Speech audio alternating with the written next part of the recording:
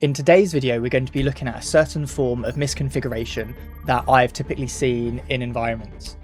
This has caused multiple incidents to occur in the past, and because of it, AWS, one of the major cloud providers, has mandatorily made it so that all EC2s or all servers moving forward should have this enabled. However, it is something that is still prevalent in running instances or running environments as of today. An example of this would be on the 28th of April 2025, an anonymized instant response case involving a large corporate bank that were migrating to AWS. They identified that there was SSRF. In today's video, I am going to be showing you an attacker's perspective of how this attack would look on a vulnerable environment, and then I'm going to be showing you behind the scenes what this would look like from a defender's point of view and what logs would be showing and what telemetry can you look out for to check in your environment if you're affected. I'm going to show you how to mitigate this, and I'm going to be showing you if you were to put the mitigations in place, what would you see in your environment if someone was to attempt to perform this attack? For example, an attacker's perspective, what it would look like if they were to perform this attack. If you do find this interesting and you want to learn more, there will be a link below to the blog page, which will outline in depth everything that you can check. And it will also contain a GitHub link that will be posted in the future, which will explain you and will allow you to deploy the environments, both the unsecure version and the secure version, so you can, in your own time, sort of learn and understand from yourself how this attack works with an example application that is both vulnerable and secure. So you can deploy it into your AWS environment and you can test it yourself. So here we're looking at an example of an application which will be hitting the server directly and requesting the server to make a response. You don't need to know the ins and outs of this application. It's just an example to present how SSRF would work. So what we're looking at here is the request that we're sending and the response back from the server. As you can see, it's saying that it's giving a normal denial, which just typically means that we haven't just defined certain parts of the query that we need to include. So what we're going to do is we're going to run this for a proxy just to understand what we're seeing when we send this response. And so we can alter the response so we can actually receive the request that will give us the access that we require. So as we can see here, this is what we're looking for. So what we're receiving here is so how it works with SSRF is you will have a role that is attached to the EC2 or to the server, and this is how it acquires permissions. So how IMDS v1 will work, which is the unsecure version, is typically the application will have a role assigned to it in AWS, and that server will then be able to use the role permissions as part of its operation or to perform its operation. However, the issue is as it's not the method of which that secures it isn't that secure, how it can be exploited is if I as an anonymous, let's say just a random user or just on the internet, we're able to directly query that server. I can just send a request to, let's say, to keep it simple, to the endpoint. So for example, here we can see latest metadata, IAM security credentials. I can just send a request. It's called a GET request. Don't want to get into that too much. That would then allow me to acquire the role permissions, and I can then use the permissions that the server has. So an example of this would be if we look here, again, we can see that we are sending a request. So we're sending a request, and then the response back is the EC2 instance role name. Following this, what we can then do is we can then just directly target the metadata, so where the credentials are kept. So then we can use that access, pretend to basically be the server, and then use the permissions that have been assigned to the server for ourselves. And this is where we can see, for example, the access key and the secret key and the token. And just as a top tip, in case you didn't know, there's actually two forms of access keys. So one is ASIA, so as we can see at the start of it, ASIA, and then there's AKIA, so AKIA. Now the difference between them, and this is really good to know just for instant response, is with an ASIA key, that is a temporary key. So it will last like a certain period of time. And as you can see in the requests that we receive, that is how long that it will last for. So it's normally a couple hours.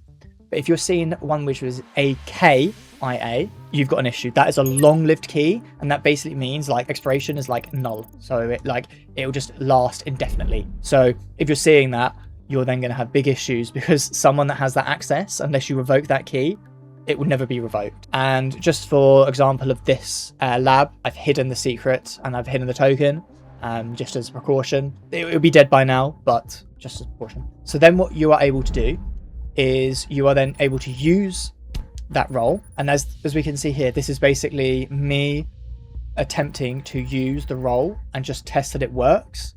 And if this doesn't work, you'll get an error message. As we can see here, it's coming back with the ARN of the EC2 of that assumed EC2 role.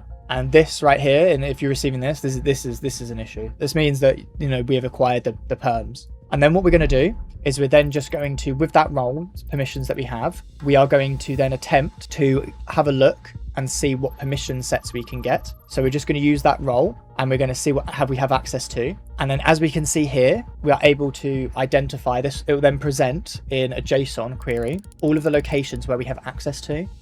And in this example, as it's defined out, we can then see, for example, that we'll have access to certain S3 buckets.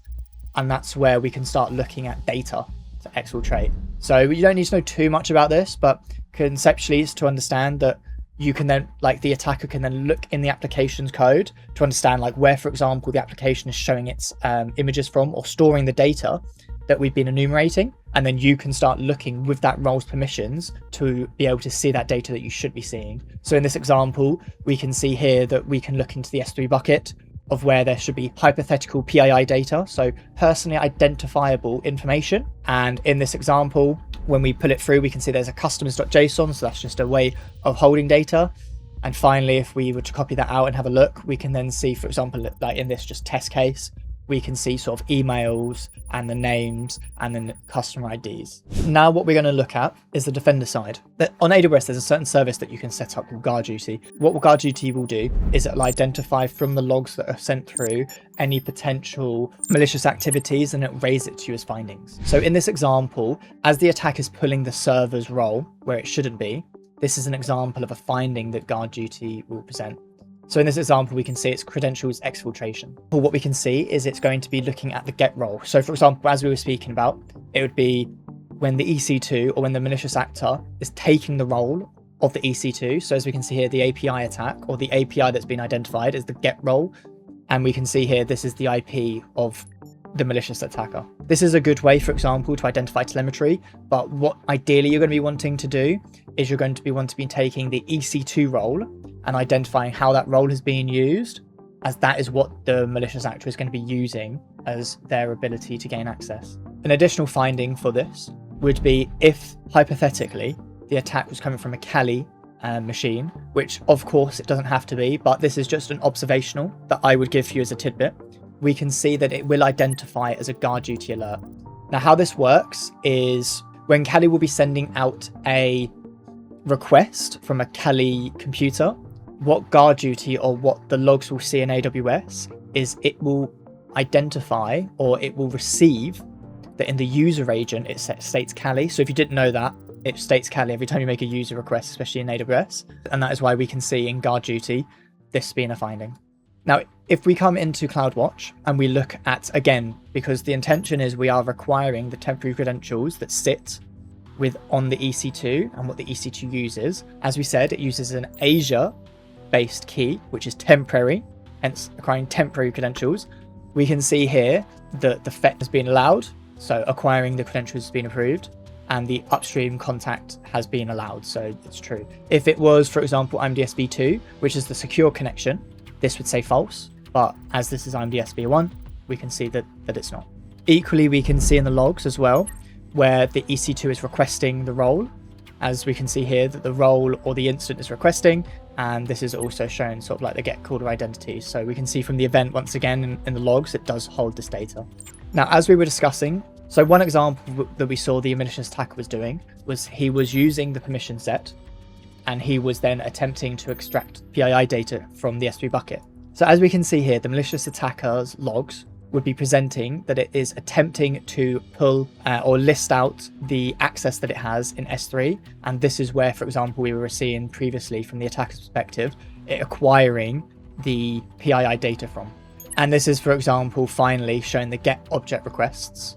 So where we were seeing at the very end of the attack perspective of it acquiring the S3 PII data, this is showing right here, this being logged, and this is something that you are able to identify when looking through logs. So one thing that you should be doing from the defender's perspective is you want to be identifying the instance that's been compromised and having a look at the permissions that the role has been assigned. One thing to also identify, as you can see, is IMDS v2 is saying that it's recommended. This is again a key warning that you really should be looking at making sure it is enabled. But back onto the permission set, if we were to just look at if we would go to the IAM role we can then open up the policies that are attached. I sure do hope that you also perform least privilege and you haven't just given it AWS admin, as some people might, because this just limits the attack vectors.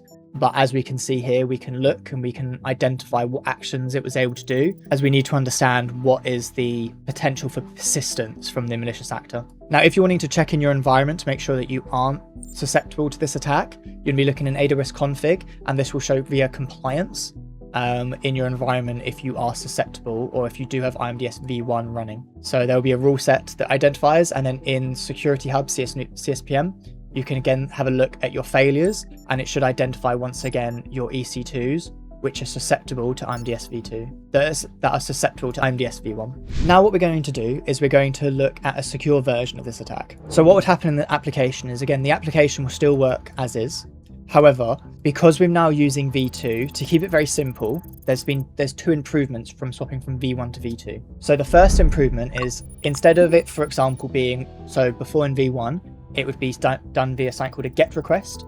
So I would just request as a GET. So it's a simple, I want, I receive. But now we're going to be swapping it to a PUT request. So something needs to go with it. And because of this, the server only knows that data, whereas we don't. So where we would be having to send a PUT request with a session token, we do not have that. Only the EC2 instance has that. So we are not able to do it. And then the second thing, which is it's about network hopping.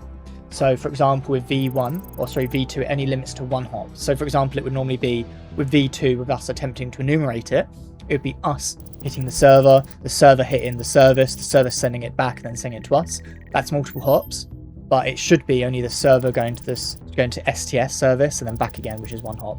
So it would identify these are the two variants of what should be checked. And if any of them are not compliant or any of them violate what should be occurring, then it will be denied. So as we can see here, again, it's saying denial. But what we can see here is where this last time, so for example, this normally last time allowed us to give a success, this is showing a failure. And this is, again, as we stated, with it attempting to acquire the roles or the role permission set from the EC2.